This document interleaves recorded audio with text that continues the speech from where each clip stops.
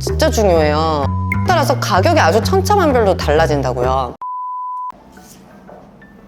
안녕하십니까, 변혜인입니다. 네, 여러분, 지금 빌딩학개론 1강 난리 났습니다. 많은 분들께서 영상을 보시고 어떻게 이런 천재적인 발상을 했냐, 건물주에 이미 된 것 같다 라는 많은 말씀을 해주셔서 제가 잠 못 이뤘습니다. 그리고 정말 내가 많은 분들이 건물주를 만들어야겠다는 사명감을 갖고 열심히 좀 해야겠다 라는 생각을 하게 됐습니다. 자, 여러분, 건물주가 되는 가장 쉬운 방법부터 제가 알려드릴 겁니다. 여기 아래 보시면 구독 버튼 있습니다. 복덕방 언니를 구독부터 하시면 우선은 그게 건물주가 되는 가장 쉬운 첫 번째 발걸음이라고 보실 수 있습니다. 이 강을 뭐라 할지 우리 희구가상이랑 엄청 고민을 많이 하다가 빌딩을 살 때 꼭 알아야 되는 기본 용어들이 있습니다. 이 기본 용어들이 뭐냐? 바로바로 그냥 기본 용어가 아니에요. 돈 되는 기본 용어들. 기본적으로 이 부동산 용어부터 시작해야 돼요. 지난번에도 말씀드렸지만 기본 개념부터 잘 잡고 가셔야 됩니다. 이거 보시기 전에 난리난 이 1강 영상 아직 안 보신 분들은 제가 여기다 띄워둘게요. 지금 바로 이것부터 먼저 시청을 하시고 돌아오시길 바라겠습니다. 그럼 2강 지금부터 시작해보도록 하겠습니다.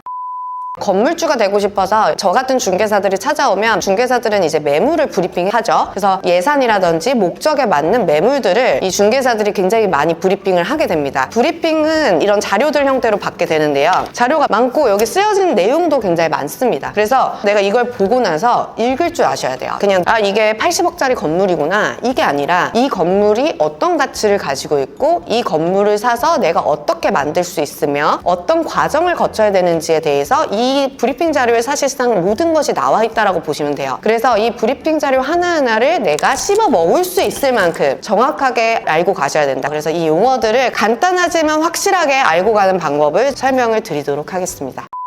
어떤 자료를 가지고 올까 하다가 알파터 빌딩이라는 이름으로 만들어진 관계자분들의 소유 건물을 가지고 왔습니다. 여기서 그러면 뭘 봐야 될까? 자, 매매가 80억이라고 써 있어요. 그러면 80억 다음에 보이는 게 뭐야? 매수자 입장에서는 뭘 봐야 되느냐? 굉장히 중요한 지표가 그 위에 있는 평당가라는 겁니다. 이 평당가라는 개념은 한 평당 단가예요. 그럼 이 한 평은 뭐냐? 대지평당 평당가일 수도 있고 연면적 평당 평당가일 수도 있거든요. 근데 우리가 가장 중요하게 보는 건 대지의 한 평당 평당가라고 보시면 돼요. 그러면 이 가격에서 중요한 게 결국은 이 가격이 적절한가 적절하지 않은가 이거를 우리가 판단을 하셔야 되잖아요. 그래서 평당가를 확실하게 이해하기 위해서 알아야 되는 정보들을 하나씩 알려드릴게요.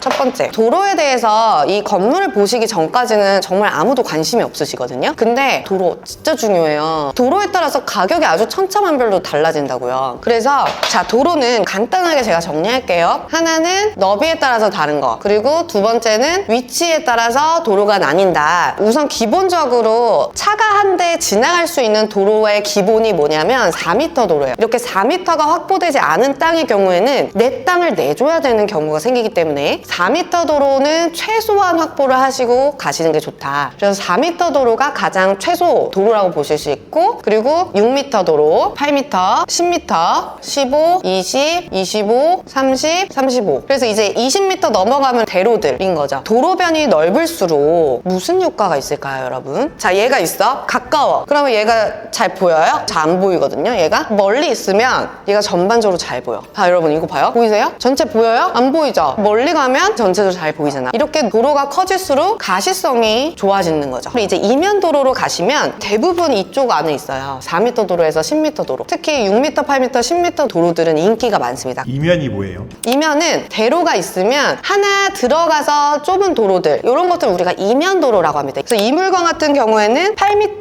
4m 두 개를 다 가지고 있죠. 8m 도로 접하고 있기 때문에 건물 가시성이 굉장히 좋습니다. 자, 그리고 도로의 위치가 굉장히 중요해요. A, B, C, D 중에 가장 비싼 땅은 어디일까요, 과장님? D요. 그치. D를 가진 땅 주인이 제일 돈을 많이 벌 사람이에요. 그래서 왜 D가 이제 가장 좋으냐라고 하면은 여기는 북도로, 서도로, 남도로, 동도로가 되는 거예요. 여기서 알아야 될 거는 남도로, 북도로 정도만 아시면 되는데, 왜냐면 이 북도로 북도로가 굉장히 중요합니다. 북도로를 끼고 있는 이런 코너 건물이 가장 좋은 건물이라고 말을 드리는 게 가장 임대 면적을 손해보지 않고 똑바로 올릴 수가 있어요. 대부분의 우리가 이제 만나는 빌딩 매물들은 대지의 용도가 주거지라고 말씀을 드렸습니다. 근데 이 일반 주거지역들 같은 경우에는 1조건 사선 제한이라는 건축법상의 제한을 받아요. 자, 이렇게 A라는 건물이 있었어요. 근데 이 옆에 쌍주인이 6층을 올리려고 그래. 이제 얘 건물이 없을 때는 4층에서 일을 보던 현우가 햇빛을 잘 받았는데 건물이 올라가니까 해를 못 받아. 그럼 안 되죠. 그래서 우리가 1조건을 받아야 되는 인간의 기본권 같은 것 때문에 건축법에서는 그 건물 간 1조건을 보장해야 된다라고 하는 제한상을 둡니다. 그래서 이렇게 건물이 깎여요. 해 밖에 여기까지. 그래서 지상 기준으로 10m 위까지는 그대로 올라갈 수 있고 그 위는 건물의 도로 사정에 따라서 제한을 받아서 깎이게 돼요. 깎이게 되면 결국 임대 면적 깎이는 거예요. 그래서 얘네들은 거의 대부분 깎인 건물이 될 거예요. 근데 D 건물은 뭐 5, 6층까지 똑바로 올라갈 수 있는 땅이다. 똑바로 올라가는 건 뭐가 좋다? 그만큼 임대 면적을 확보할 수 있고 임대 면적을 확보한다는 거는 뭐다? 수익을 더 창출할 수 있다라는 거다.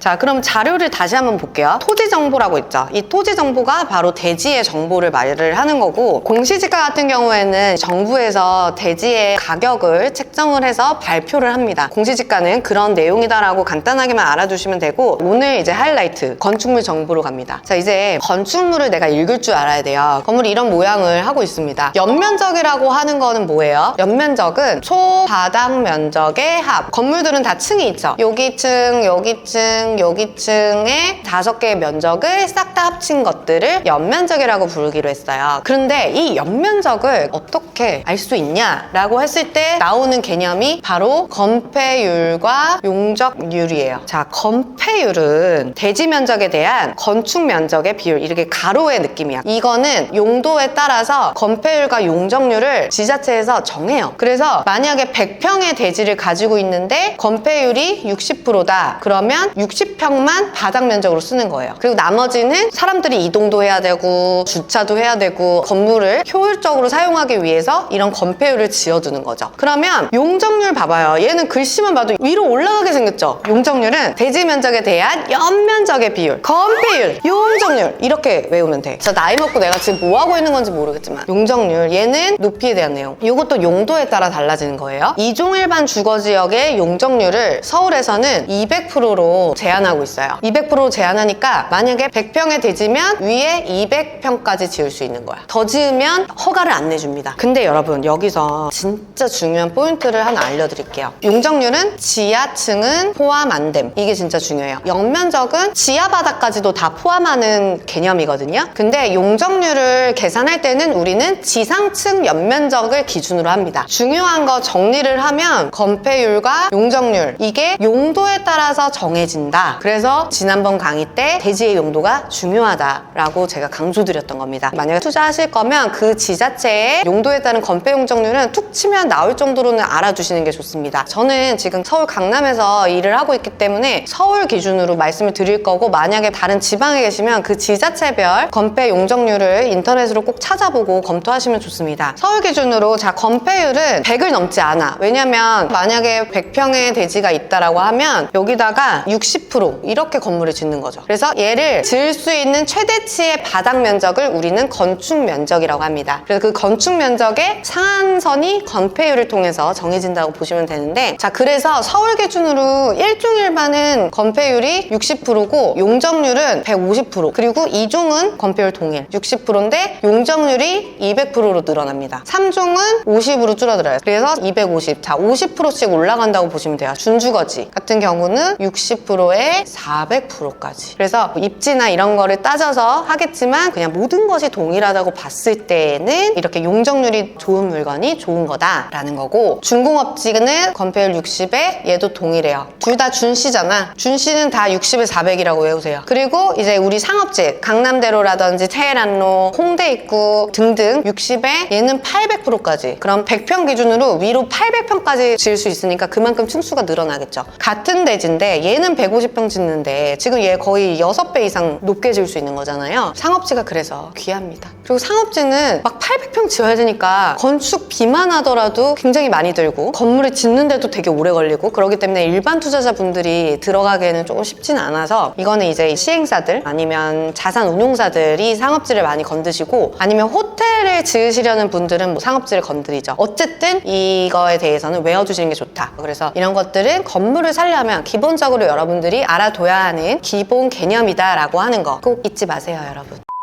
주차 대수도 되게 중요해요. 주차 대수가 없어. 그러면 임차인이 잘 안 들어올 수 있죠. 그래서 주차 대수가 있느냐 없느냐 이런 것들도 주목해서 보셔야 됩니다. 주차는 종류가 두 가지예요. 자주식 그리고 기계식. 자주식은 그냥 우리 도로 위에다 대는 거. 기계식은 우리 기계 안에 들어가서 삥 돌려가지고 들어가는 거 있잖아요. 그리고 주차 같은 경우에는 법정 주차 대수라는 게 있는데 근생 기준으로 134제곱미터 약 40평 기준으로 한 대씩 들어가야 돼요. 주차 대수를 확보하는 게 또 신축을 할 때 또 굉장히 중요한 변수가 됩니다. 준공 연도는 건축물 사용 승인일, 건축물이 완료된 거를 우리가 준공이라고 해요. 그래서 준공 연도는 신축인지 구축인지 이런 것들을 알아볼 수 있는 거고 승강기 유무도 판단을 하셔야 됩니다. 그리고 이제 금액 정보 같은 경우에는 제가 가져온 알파카 우리 대표님 건물은 신축 건물이에요. 그래가지고 보증금, 임대료, 관리비 이런 것들이 지금 다 책정이 되어 있는 상황이고 그거에 따라서 수익률이 여기 나옵니다. 지금 3.3%라고 되어 있죠. 그래서 이 금액 정보 같은 경우에는 가장 중요한 게 수익률, 평당가, 매매가 이런 것들을 보셔야 된다. 그래서 수익률 관련된 거는 다음에 다시 한번 좀 더 자세하게 설명을 드리도록 하겠습니다.